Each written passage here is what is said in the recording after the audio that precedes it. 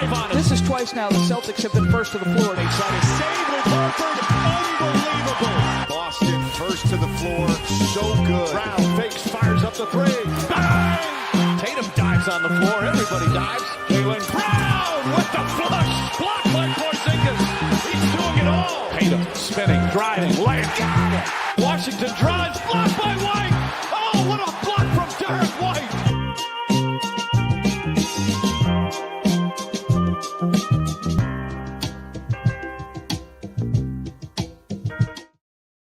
Three-alarm fire, disaster in Oklahoma.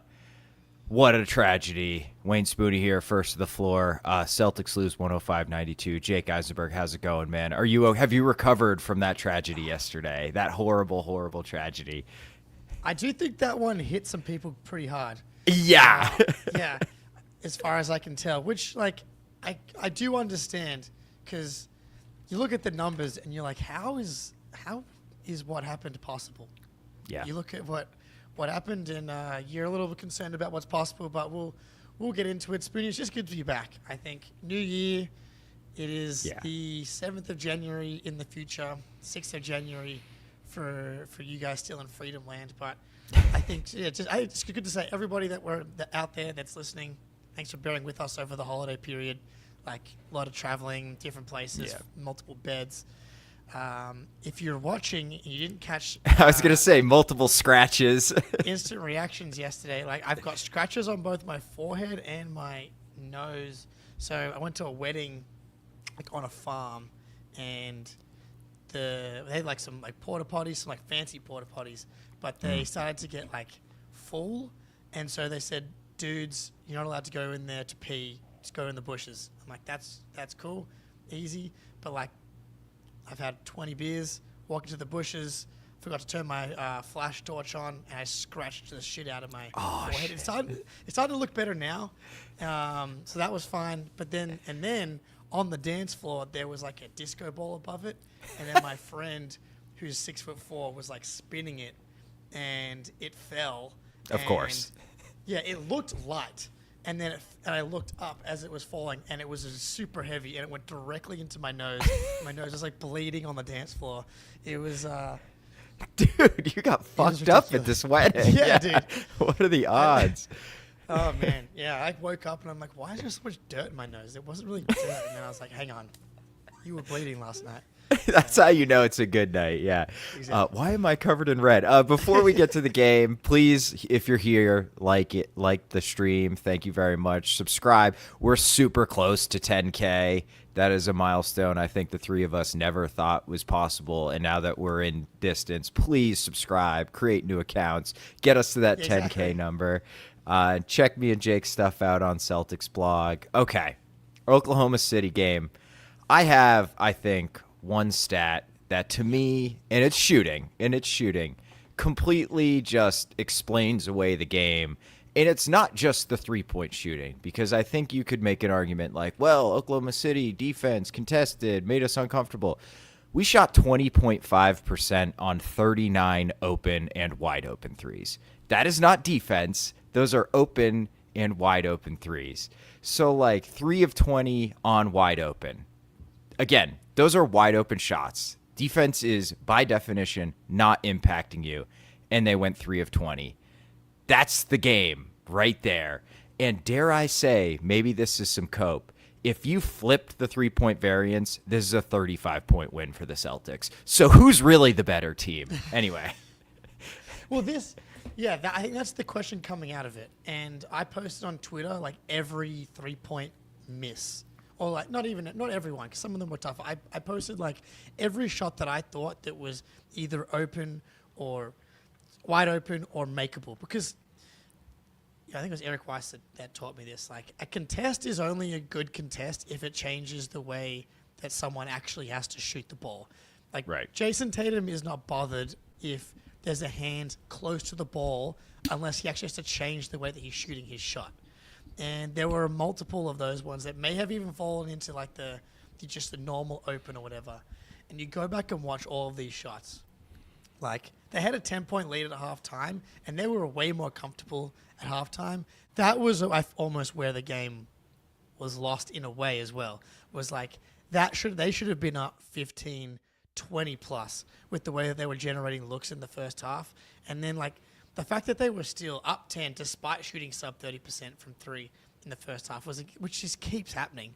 Like Yeah, I know. they just are not shooting the ball well. They shot the ball well in both the Wolves and especially in the Rockets games. I mean, but the Wolves went 54% on high volume as well. It's like it feels like they keep getting torched by shooting variants at the moment, which Joe Mazzulla has touched on, and it was just like the extremes last night. Not only did they shoot badly, but Oklahoma City ended up going 43%, which is like they're not.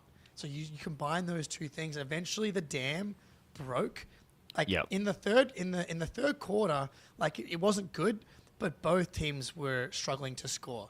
Like I think it was like 21-15, which it was ugly. Yeah, which we were up ugly. 4 going into the fourth quarter, I think. Yeah, exactly. And then obviously the wheels came off, and Oklahoma City won 29-12, which is very bad. But like the issue just kept getting compounded, similar to how the Celtics were leaving Dort open. Like the Thunder were like shrinking the court, and the more we continued to miss, the more they were comfortable shrinking the court. Like Tatum had this awesome drive on Hartenstein, and he kicked it to, was it Drew in the corner who kicked it to Jaylen at the top of the wing for like a swing catch and shoot, and he wasn't even close. And it's like, those are the types of shots that you have to, one, have to generate, did the hard part, and two, have to hit. And we just didn't hit any of them. There's even like the wide open Horford top of the wing, like the shots that we hit, and good teams hit and teams hit in order to punish teams. Another stat from this game: Jason Tatum had 15 potential assists. Yeah, one assist. One. So it's I think insane. both things are I think both things can be true. Like I think the Thunder definitely brought the fight to the Celtics in the second half, and I thought that the physicality did impact the Celtics. I think especially Jaylen Brown, and we could talk about maybe how we could have approached that differently. I think that's true, and I think if this team was to play in a series, it would be a rock fight. It would be for sure. It would be a defensive series without doubt. But and if the Celtics shoot 19% from three, they're going to lose the series. Yeah, for sure. We've already done that once with the Miami Heat in 2023. So I will say, I thought this was an awesome defensive performance. Shea got his, but he picked up 6 garbage time points when the game was basically over.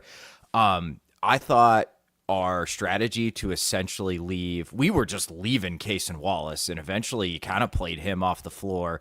And Lou Dort didn't really punish us until the very end of the game, which we gave up 105 points to the Thunder. That's a pretty damn good defensive performance, and that's with us not making a single fucking shot, which makes it makes defense that much harder to play because you can't set it. They're not pulling it out of the hoop. They're getting transition opportunities.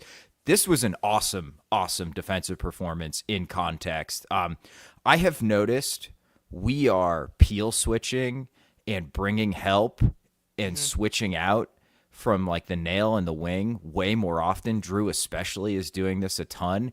And I think that's leading to some of these role players like Lou Dort being absolutely wide open. Even if it's not intentional, it's just we need to stop all this rim pressure. The Indy game just broke Joe, and he was like, okay, we're fucking done with the rim pressure. If guys are going to knock down 45% from three, the role players are going to do that. We're just going to let them do it because we are sending crazy help off the wing. And our guys who get beat initially on the perimeter are doing a really good job, for the most part, switching that and getting themselves out to the wing when Drew or Derek or Jason takes their matchup after they got beat. So I thought we did a really, really excellent job of mostly keeping them out of the paint, keeping Shea to deeper mid-range stuff that because he was under 50% and he's Mr. Consistency, Mr. High Efficiency. So I actually am taking a lot of good from this game. I think you're right. I think the physicality got to us, and I think a big part of that was they looked dead to me in that second half. This is the third game in 4 nights, all with travel, significant travel. you're going to run down at the end of second halves. And like the Thunder are a very bad team to be kind of tired against. And I thought Tatum especially looked tired to me. He was kind of taking offensive possessions off, not demanding the ball. Maybe that was by design. And maybe that's probably, we should talk about JB now, but like that's another thing. If this is the finals matchup, like Jason Tatum is not going to sit out 5 crunch time possessions of this game slipping away. He's going to have the ball, and I think things maybe are a little different. Yeah. I think a lot of us were screaming to like, please, Jason, and it just kind of happened a little bit too late. So Yeah. my dad sent me an article from Washburn after the game last night, and a lot of it was about like the physicality. And fellow CLNS network member Gary Washburn, big fan. He certainly has a flair for the dramatic. I think That's true. And man, like I think the line was like, the book is out on the Celtics. You have to, if you raise your physicality, they don't like it.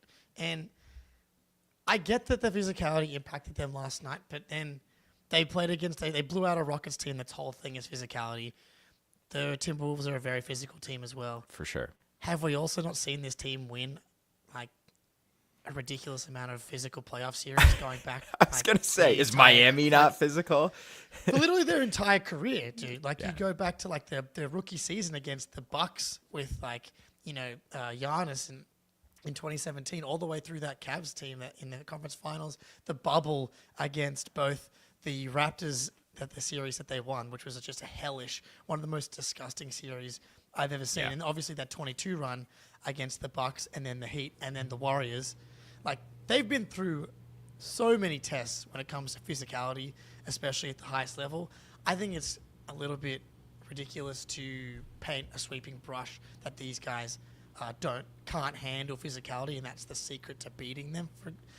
I think these guys like physicality, and these matchups, both in conference, out of conference, they don't end up meaning that much. I don't think like they're big games and like they're exciting to watch, but I don't think it necessarily means that much for the result in the playoffs. Like I remember last season, I thought that the Suns were going to smoke the Timberwolves because they like owned them in the regular season, and then the Timberwolves come out and sweep them in the first round. Like stuff like that happens all the time.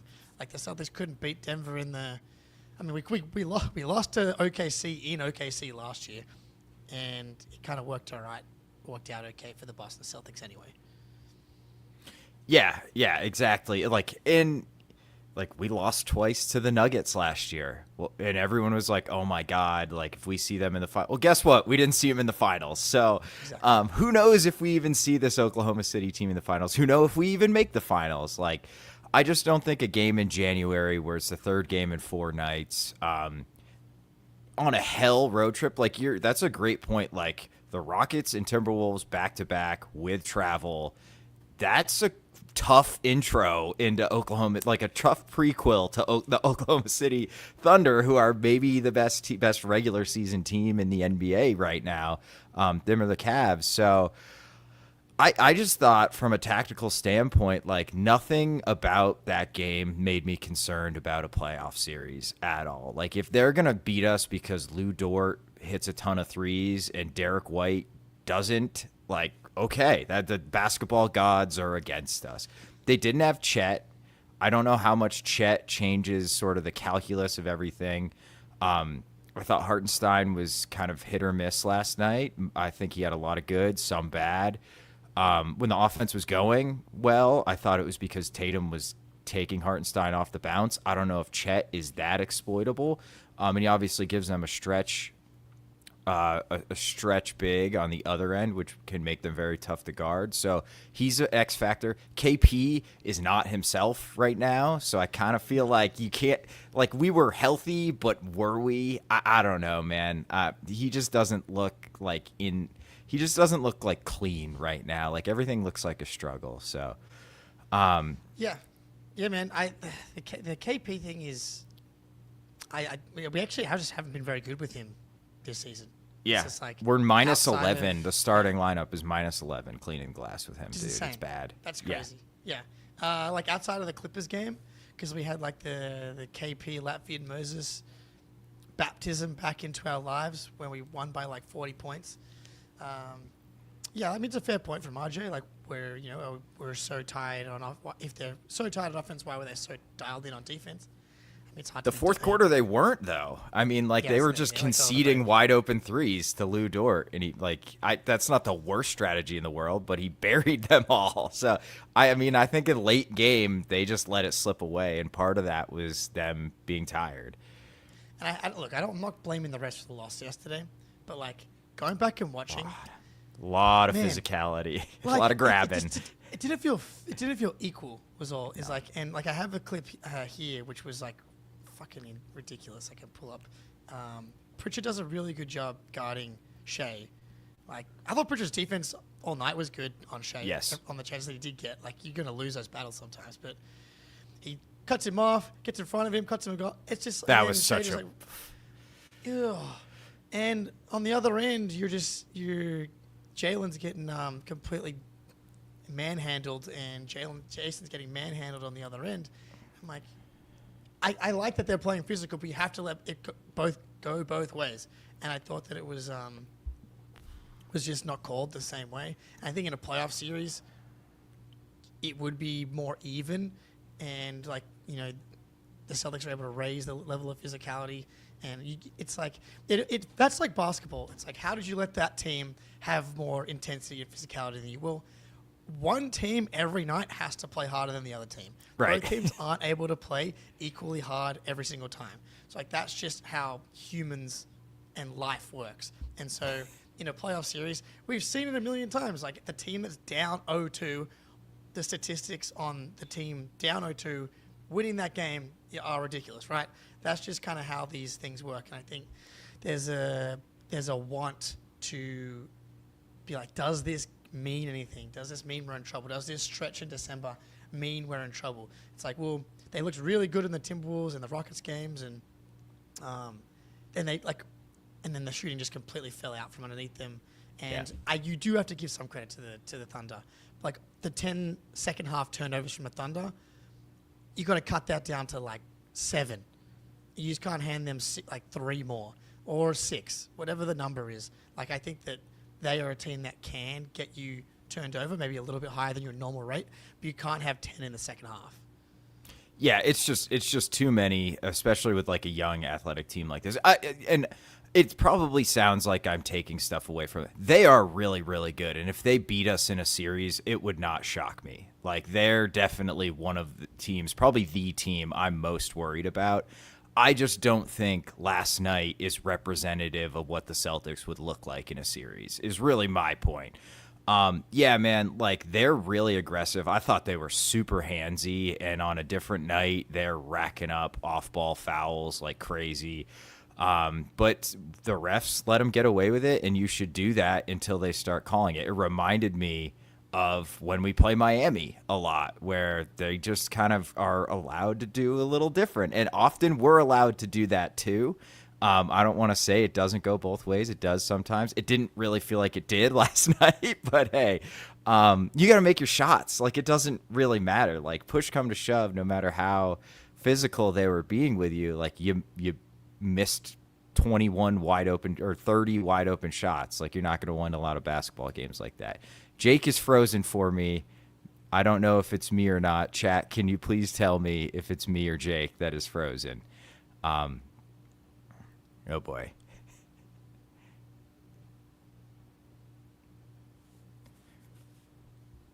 Okay, Jake is frozen. Thank you, Muzz. Oh, there he goes. Okay, Jaylen Brown. That evil Jaylen Jake has here in the run sheet.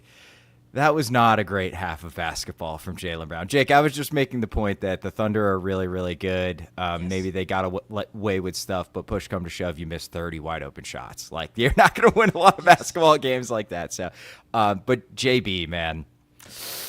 Oh boy, bummer, because he's been catching the ire of a faction of Celtics fans. I think he always is, and that first half he was incredible.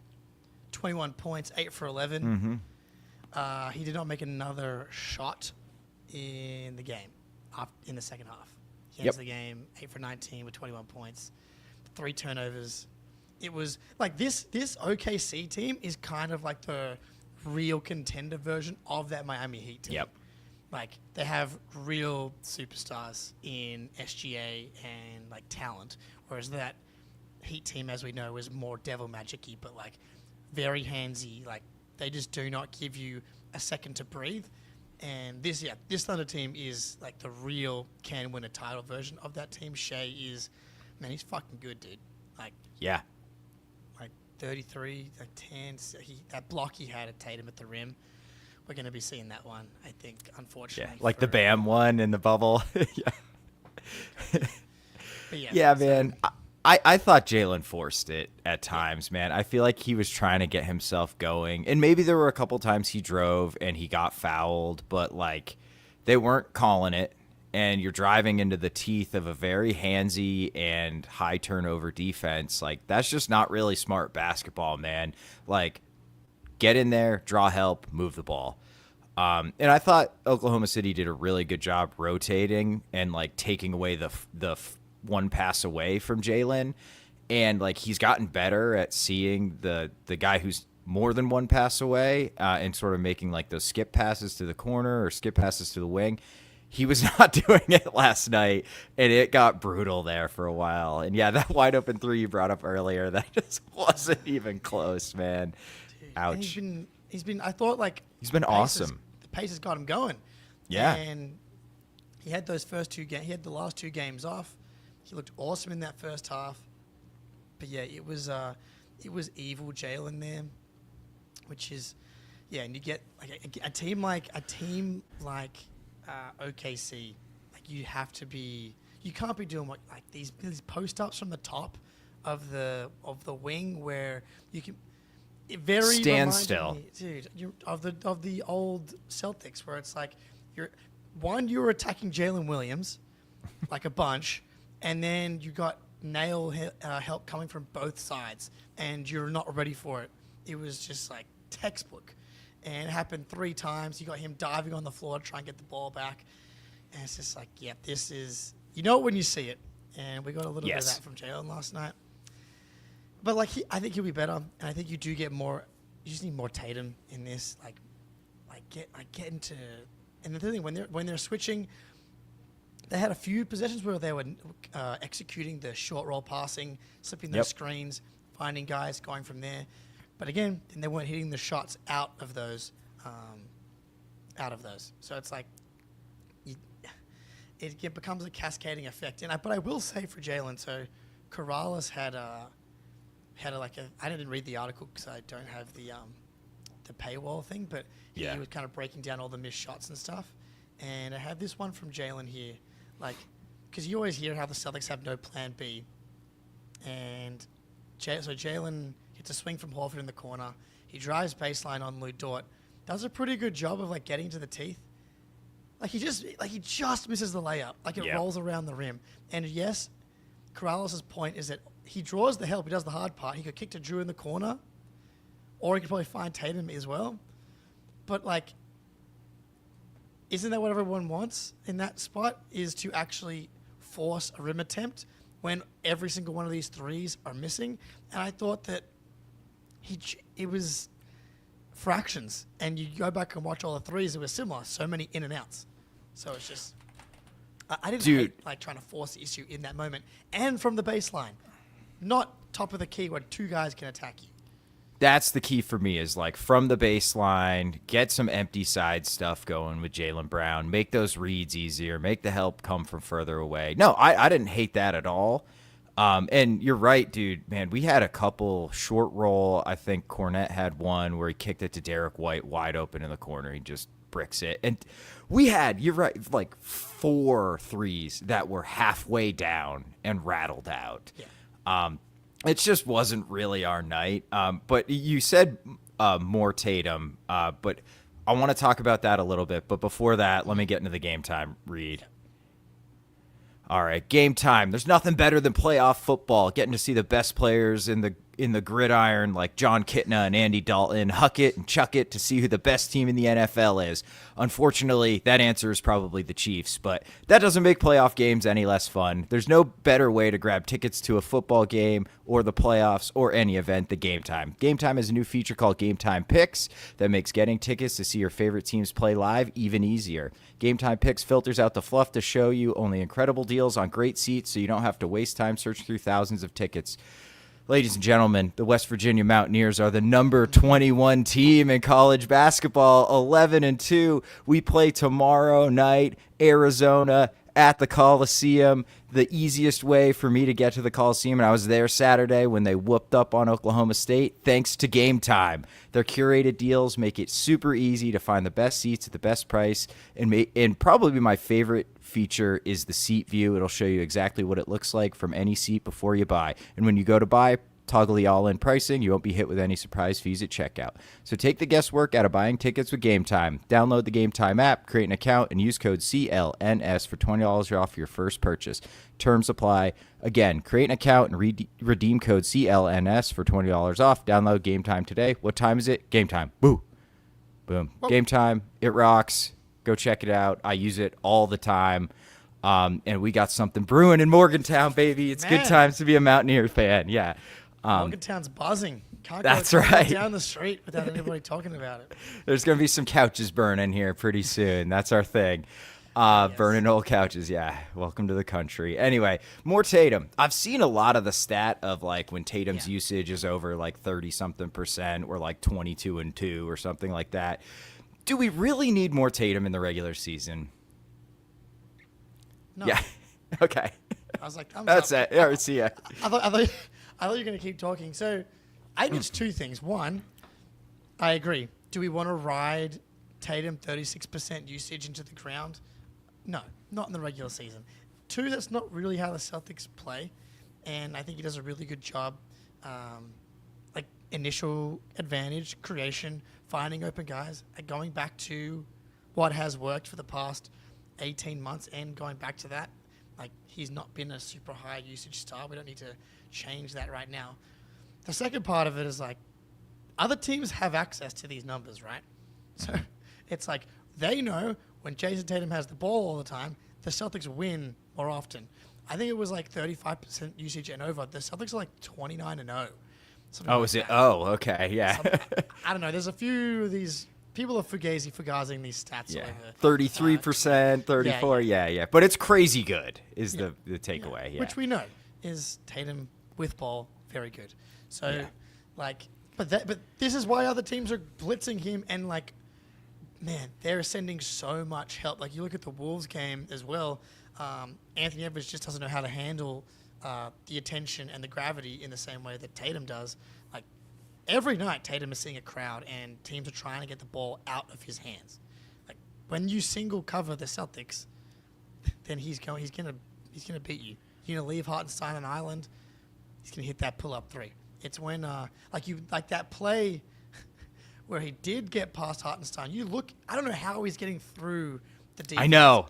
Yeah. I don't know, and like it was an awesome drive. And he kicks and kicks. But yeah, like other teams are trying to limit Tatum's usage. It's not a conspiracy against Jason Tatum. Jason Tatum stands, I promise you.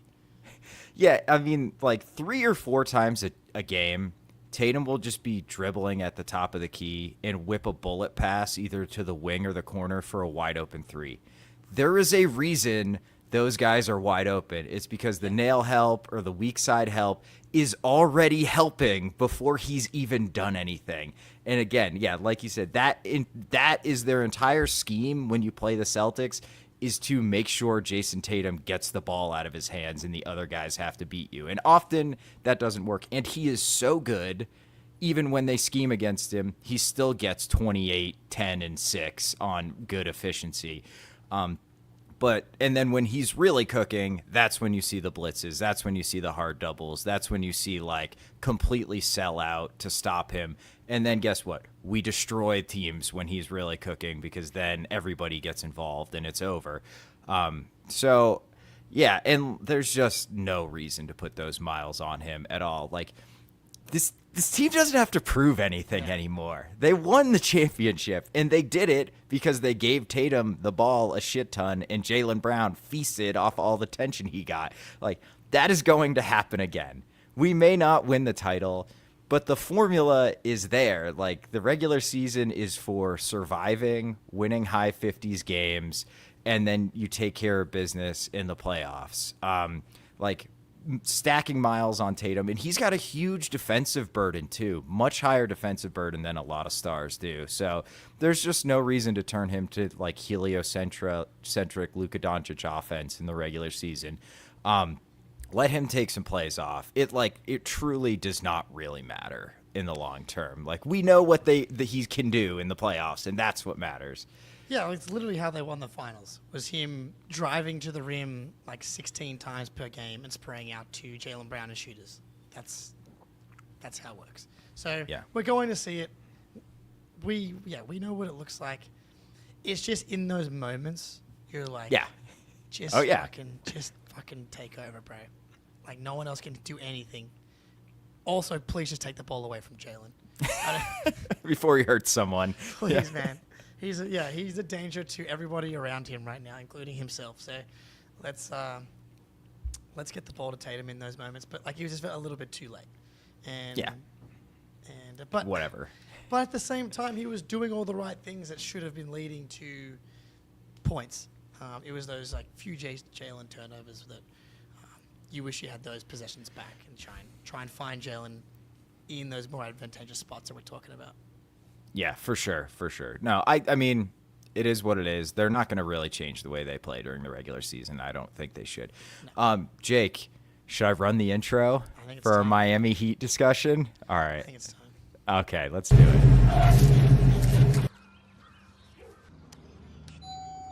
Sarah, I cannot believe.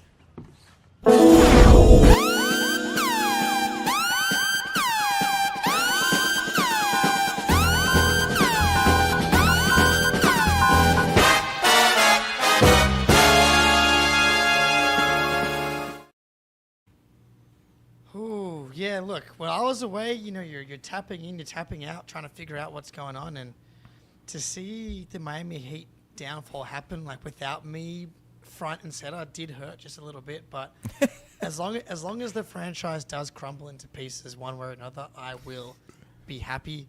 And man, this Jimmy Butler Miami Heat shit show, I think, is what we're calling it here. Like, you start with Jimmy Butler just getting on the mic and essentially saying, I don't want to be here, and I've lost my joy.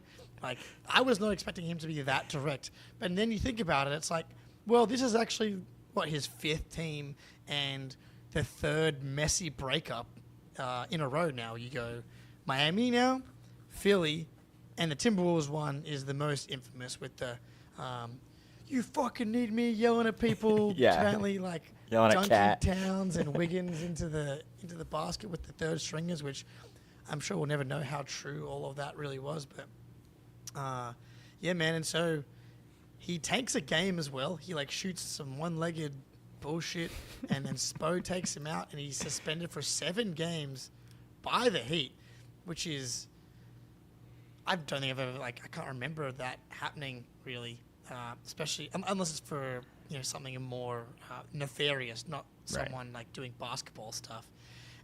All because it feels like Pat Riley told him to shut the fuck up during the Celtics series, and he was like, "We're going back to Boston. We're going to steal this thing." It's like, can you either play or shut up, dude? Yeah. And Jimmy was like, "That's it. I'm out of here." Yeah. So this was glorious. I mean, I knew things with Butler were kind of spiraling when his agent, I think, came out and was like, "This is total bullshit. He didn't ask for a trade," and now it's like very clear he did ask for a trade. I don't know, like, what they can get. We'll talk about trades in a minute, but it's just so wonderful to see it all finally come crashing down. Because make no mistake, the devil magic really began when Jimmy got there. Oh, yeah. He is like the chief witch doctor to Spo's devil magic, and like he's really good. I'm afraid of him in the playoffs. I probably shouldn't be anymore, but like if Jimmy plays, that's, I think, a different style of matchup that I don't want to see. Man, It's so great. 7 games is a lot. I saw that the Players Association is appealing it. My guess is they will probably settle for less because did he really violate? I mean, he's showing up. He's doing what he needs to do. Like, you can't really suspend a dude for playing like shit and giving an interview you don't agree with. So I suspect this will get settled down to a couple of games. But 7 sends a message from the Heat that they are done with his ass. And what happens if it's 3 or 4 instead of 7, or it's 2 or 3? Does he just come back and continue to tank games in front of everybody? I hope so. Yeah, please. It really reminds me of the James Harden fat suit situation where he just feels like he's got the fat suit in the closet, and then anytime he wants to get shredded, he puts it on, then he gets to the new place, and it's the best shape of his life. Best shape of his life every time. So, it wouldn't surprise. So I would trade for Jimmy if I was the right type of team. I almost forgot that the Heat, then after suspending Jimmy, lost by 40 to the Jazz. Yeah, it's to the Jazz.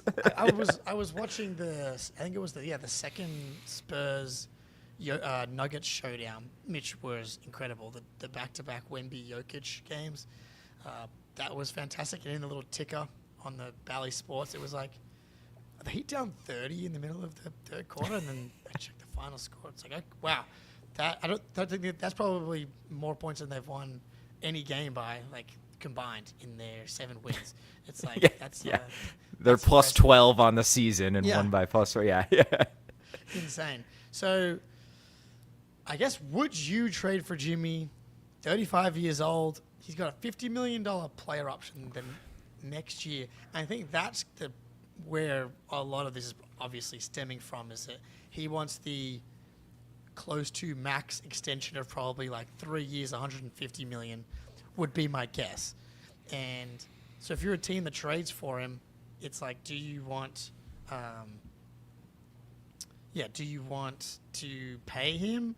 Do you how do you get happy Jimmy? I think it's going to be the question, which makes the team that I think could or should trade for him be teams that can either sustain him blowing up again and it not being a disaster, or teams that should be looking to raise their risk profile. And I got 4 teams here. So if you can see them in the run sheet, you can pick your favorite if you like here. But thank you, RJ. Oh, the nutcase triumvirate, right? Yeah. Butler, Harden, Kyrie swap. At least Harden plays games, man. At least Harden plays games. He's been great this year, man. Yeah. Harden's been really good this year. And RJ, I got your card. Thank you very much. That was very nice of you. I appreciate it. Yeah. I think for me, I'm going to pick the one that I think is the most terrifying, and that's the Denver Nuggets. I worry, you've got in the run sheet here, MPJ has to be included. I think from a salary standpoint, that is absolutely the case. And I also don't think Miami would do it if they weren't getting at least him back in picks or whatever they have over there.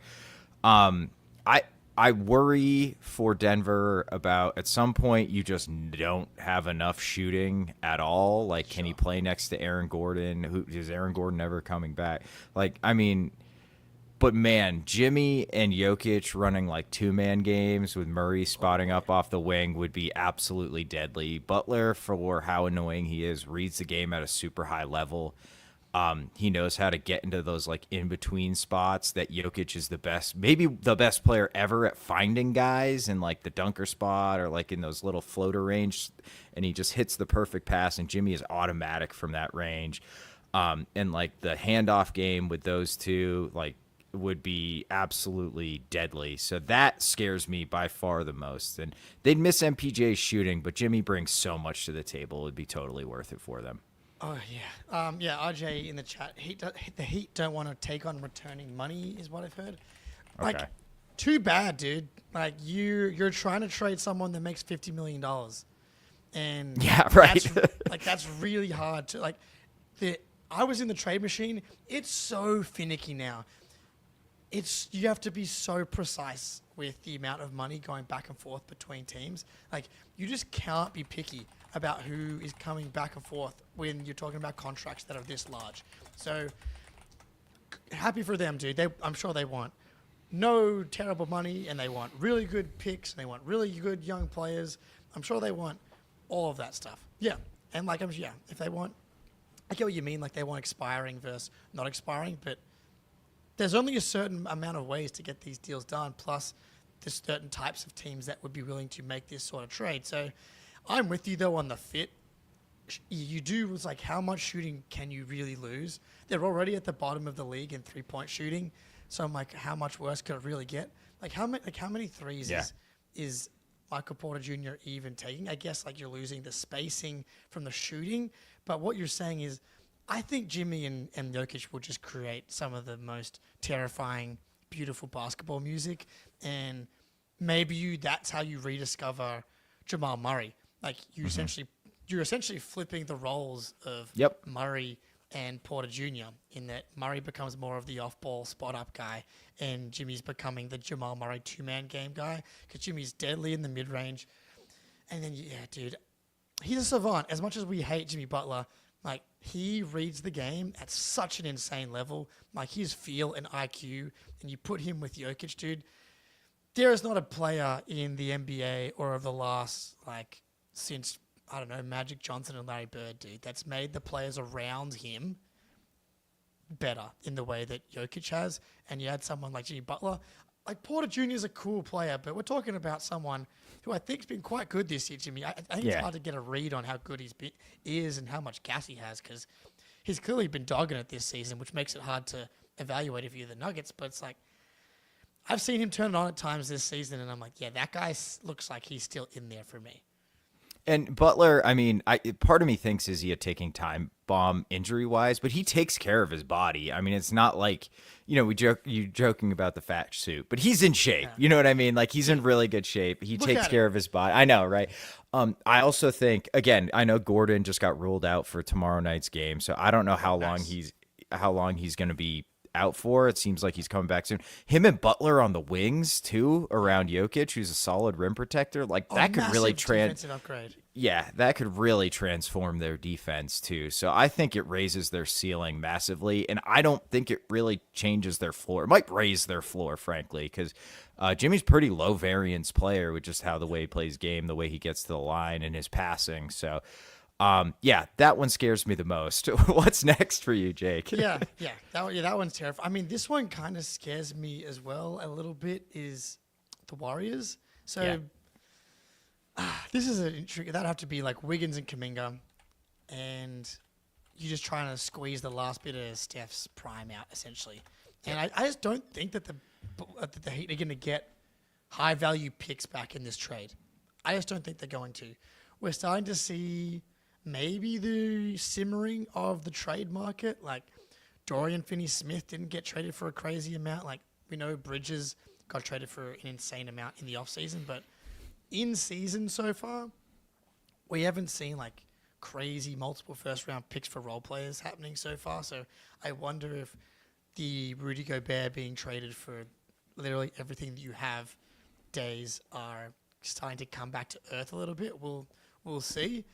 Because I can imagine Pat Riley like just refusing to trade unless you actually throw that stuff in. But then, like, he doesn't have any leverage because Jimmy's just gonna ruin your entire franchise. So, but similar to Jokic, I think Steph and Jimmy and Draymond, you just put those. It's just talent, man. I get with the shooting, but like Wiggins isn't spacing the court necessarily anyway.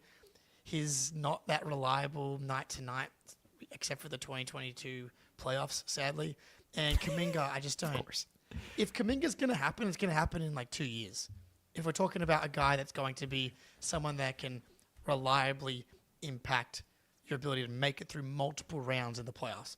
That guy is not here this year, and by the time he is here, then Steph's prime is going to be truly over. So Draymond, Jimmy, and Steph, an insane combination of personalities between Draymond and that would be something to watch as well. But that's something that I think that they should look at. Yeah, I definitely agree. I mean, anyone like Steph, much like Jokic, in a different way, is an elevator of his teammates. Like you've seen, they suck without Steph this year. When he is not on the court, they are an abomination. And you can build an offense around Jimmy Butler. It's not going to be a good offense, but it's going to be average. It's going to be okay, which would be a massive improvement for the Warriors when Curry is not on the court. So he can really bolster their bench minutes and help them survive when Curry's not out there. And him in the short roll off Curry high screen and roll would be like disgusting. Like, I don't really know how you defend that, because if you bring a third guy over, Butler will pick you apart with his passing. He's really good at getting to the rim and getting fouled, and he's really good at mid-range jumpers, so it's not like you can just dare him to shoot. And then, obviously, if you try to just fight over the screen and stay with Jimmy, Steph's going to pull up and bury a three. So, and again, like this one defensively to me is not nearly the obvious upgrade that the Nuggets is. Like, Wiggins is a good, like a solid defender. Jimmy is touch and go. I think Jimmy at his best is a better defensive player than Wiggins. He's not going to be at his best for an entire regular season by any means, but in a playoff game, I would much rather have Jimmy Butler defensively than Andrew Wiggins. I'm higher on Kuminga than you are, I think. Okay. I like him a lot. He's started to shoot it a little bit recently. Yes. He's had some monster games. It's a weird team, and he's a weird fit on that team. Part of me just thinks like he needs to go to like Portland and just get reps for like, you know, just like have a season. Corollary almost. Yeah, exactly. And they're trying to fit him. Like, to me, it's like he's either going to blossom as kind of a more on-ball guy, or he's going to be not out of the league, but he's never going to like really turn into that type of guy if he doesn't get the reps. He's just never going to get the reps on this team, except for when Steph's gone. And again, to your point, that kind of defeats the whole purpose of like trying to turn him into a great player during Steph's prime. So I think Kuminga has real value in the trade market, is what I'm getting at. So I think realistically, this makes a lot of sense for the Heat. You know, I think so as well. I guess, I'm just saying, like, if he's going to be that guy, it's going to take a while, which it usually does. Like, think about Jaylen. Like, it took him, and he's an outlier as far as work ethic and that kind of stuff goes. Yeah, and so, I don't think Kuminga is. I don't think so either. So, like, maybe you look at Siakam, but and he came in a bit older. But that's part of it. It's like these wings and players in general, they just take a while to get, it's called their primes and their peaks for a reason. Like, you rarely get guys that are 22, 23, 24 that are high impact playoff guys. So, but I don't know, maybe the Warriors are just like, what's the point of throwing out our only good young guy, and we're like probably still not going to win the title if we do it. So I get it. This one is really disgusting. So hold on. Before we go to Memphis, why don't we do the prize picks? I'll hit the B reel for you, Jake, if you want to load it up. Great at tease. Prize picks time, baby. Make your holidays bigger and better this Pickmas with Prize Picks, the best place to get real money action while watching your favorite sports. You can now win up to 1,000 times your money on Prize Picks. Join now because this holiday season, Prize Picks is giving away 2 free picks in December, and they're giving away $30+ million in rewards during Pickmas. Prize Picks offers weekly promotions that can lead to big payouts like Taco Tuesday. Each Tuesday, Prize Picks discounts select player projections up to 25% to provide even more value. So, Denver tomorrow, if you remember last year, JB put up a 40 bomb. I've been going more on JB points tomorrow against the Nuggets. No Aaron Gordon. They're light on perimeter defense, and you got the bounce back Celtics. So give me Jaylen Brown more points. Download the app today and use code CLNS to get $50 instantly after you play your first $5 lineup. Download the app today and use code CLNS to get $50 instantly after you play your first $5 lineup. Prize Picks, run your game. Beautiful. So I think you're on mute. So just shit. Mute. There we go. Prize Picks. It's fun. Check it out. More or less on players. I see the next one in the run sheet, Jake. I'm gonna try to hold back a puke, but please go ahead. Okay, Memphis Grizzlies. I don't think they're gonna trade any of their big three, Bane or Jaren Jackson, obviously for Jimmy. So to get this done, according to the trade machine, this works is, I'll go in reverse, Luke Kennard, Brandon Clark, and Marcus Smart. No. And the worst part is, like, Miami would probably turn Marcus back into his old self, right? Yeah. And then next thing you know, Tyler Hero is like a fringe All NBA creator. Yeah, I don't know. It's terrifying, and I'm not sure if the Heat, like the Grizzlies have picks, so they could add value this way. Like, I don't think Marcus, Clark, or Kennard is the type of player package that they would be very excited by, but this works money wise, and they'd be able to get some picks back. Maybe they're like, if you play around with it, maybe you're able to get a Jalen Wells or one of their like a million young guys, or Santi Aldama or someone like that. But all right, our sound's going in and out. Is that happening for anybody else, or is that just an RJ thing? But you sound normal to me, Spoonie. But, Yeah, you sound fine to me as well, Jake, so I'm not getting it in and out. Yeah, so... so I don't know, thoughts? Because I think they make the Grizzlies pretty good. Yeah, he would make the Grizzlies really damn good. Ja, Bane, Jimmy, Jaren Jackson Jr., whoever the hell else you want. One of their 13 other guys as their fifth guy, depending on matchups.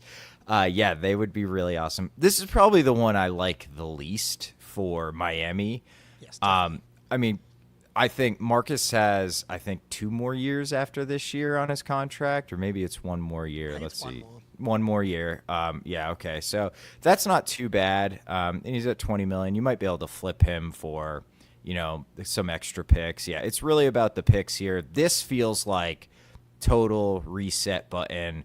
We're not retooling to compete. Like, you get Wiggins and Kuminga next to Hero. You're not going to the conference finals, but like, you're solid playoff team, I think, with that. And Bam, this, like, Kennard, Clark, Marcus has been not great this year. Like, this seems, and I don't think it'd be crazy for Miami to blow it up and reset and do a trade like this. But it just really depends what they want to do. I agree with you here. They're not trading Desmond Bane. Like, they're just not going to do it. He's too good and he's too young for a guy that, like, Butler, he might have 1 or 2 years left at a high level. Like, he's going to be, next year's going to be 36 on $50 million a year. And that, who knows if, like, he may not agree to go there unless, there's that wink, wink under the table extension deal. Like, do you really want to be paying a 38-year-old Jimmy Butler $60 million? I don't want to be that team. But insofar as, like, Memphis is really good, I think they might even be better than they expected to be this year. Like, Oklahoma City's great. They're awesome. They're beatable. They are beatable. And Jimmy Butler might make you the favorite in the West, frankly, or brings you a lot closer to Oklahoma City. And that can be worth it, man. It really can be. Yeah, that would be my thing, is that I think that who's the second best team in the West? I think it could be just Dallas if they're healthy. And that's kind of my dream, quietly, is that the Mavs end up like the 8-seed play-in team, and then they knock the Thunder out. That would be awesome. It would be so sick, dude. So I'm putting that out into the universe. But yeah, like, I just don't. I think that the Grizzlies are good enough. They've got enough assets that they wouldn't, like, completely empty their war chest and have nothing left afterwards. And you could just win the West with this team, and hopefully that the injury gods finally relent and let you actually play a playoff run together. So that makes sense for the Grizzlies for sure. Well, I don't like all the picks and stuff. It's honestly just try and find the money, and then if you can find the money, then the teams just have to negotiate. And fake trades, like, predicting exactly what's going to happen is just such a nightmare. But so that's that one. And then the last one, you can basically swap Beal and Butler straight up, and it's like, would the Suns dig their hole any deeper is the question from an assets perspective. It's like, we've got like an unprotected 2031 pick to give, like, to take on the Bradley Beal contract.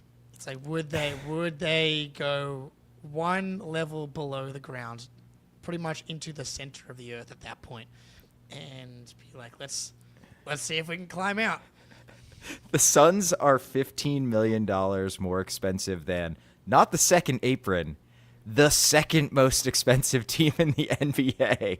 They are going to pay an exorbitant amount of luxury tax this year. But it's salary neutral this season and probably next year at least. I think, look, KD's not going to last forever. Like, what is your team if it's like Beal and Devin Booker? Your team sucks if it's Beal and Devin Booker. It's like maybe a low-end playoff team.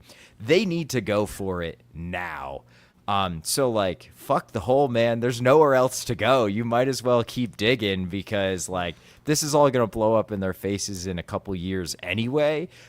So even if it increases your chance to win the title by, like, 2%, it's probably worth it for the Suns because I don't see where else they're going. And sneaky don't hate Beal hero backcourt. I don't know. I mean, he can't stay healthy, which is a problem. Sure. But like, there's a lot of shooting. Like Beal can make the right reads. Like, I don't know. I don't hate that with Bam and behind him. Like, I don't know. I mean, what they should do is trade KD and Booker. Yes. Immediately, like that's what they should do, and just admit that everything's fucked. Because aren't they like the 10s? Like, are they even out of the play-in? I think I had a look at before. They are the 12th seed right now. Yeah. And then it's not like the West, where it's always like one game. They're 2.5 games out of the 10th seed. Yeah, it's like not close. 1.5. Jake can't do maths. Example, 10 million. But like that, and that's the 10 seed though. That's the 10 right. seed. Like right. what that mean? Like it's really hard to make the playoffs from there. So they're currently 4-5 games out of a top 6 seed. That is so hard to make up in the Western Conference. What a disaster. Yeah. It is so bad, man. It is so bad. I can't believe that. Like, the KD trade, like, it's Kevin Durant. I get it. Like, and I know they got Beal for basically nothing, but he takes up, like, he's so expensive, and it's the opportunity cost of if you get Bradley Beal, then you've got this, like, huge dead salary on your cap that you can't put into other players who might actually help you. So they're a disaster. And if I'm the Suns, this to me is like maybe a way to get out of it and get to respectability a little bit.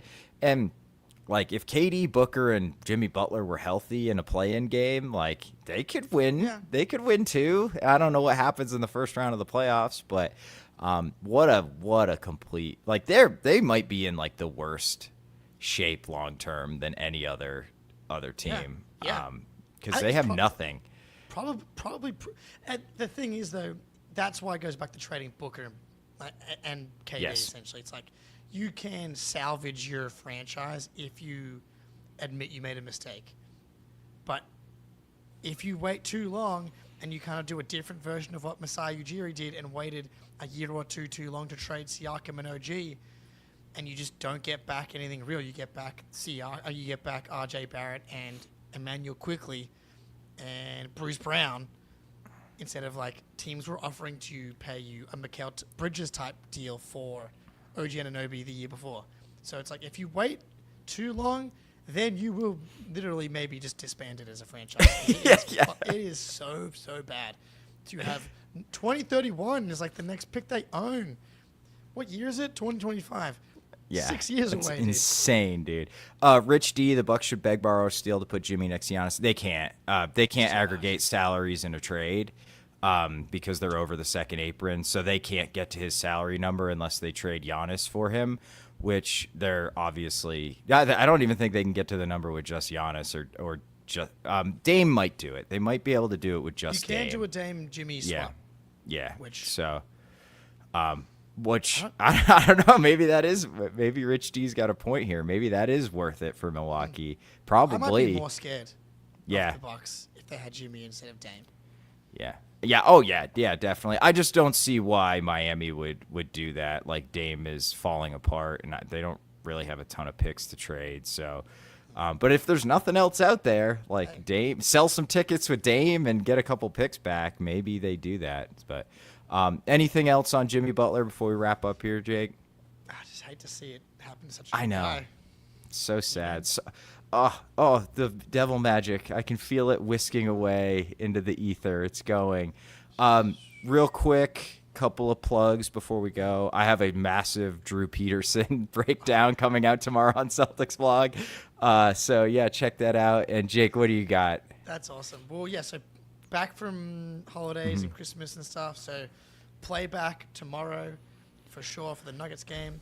And probably we'll do something. You know, it's late. I'll do some kind of instant reactions or something. And then probably play back the next day for Thunder Cavs. So that's going to be, and then, just we're kind of back in the swing of things. Yeah, RJ, I know there's going to be at least one person that reads that Spoony. Yes, I know. Thank you, RJ. That's for sure. So I'll definitely read it as well. But yeah, lots of stuff coming. We're New Year, new Celtics. The Celtics are what, 2-1 in the New Year? Not Yeah. too bad. Let's go. Nah. Go get a win Hard in teams, Denver. yeah. Can we go get a win in Denver? That would be nice. So, clean injury report. 2 games in a row. That might be the first time that's happened all year, I think, to have our Definitely. top guys healthy 2 games in a row. 2 games in a row healthy. Bounce back Celtics after a loss in Denver. I'm excited until we lose, and I'll be sad. So we'll see how we go. 3-1 on this road trip would be a massive success. There's no other way to play it. But all right, everybody, thank you for hanging out with us. We are out of here. Peace.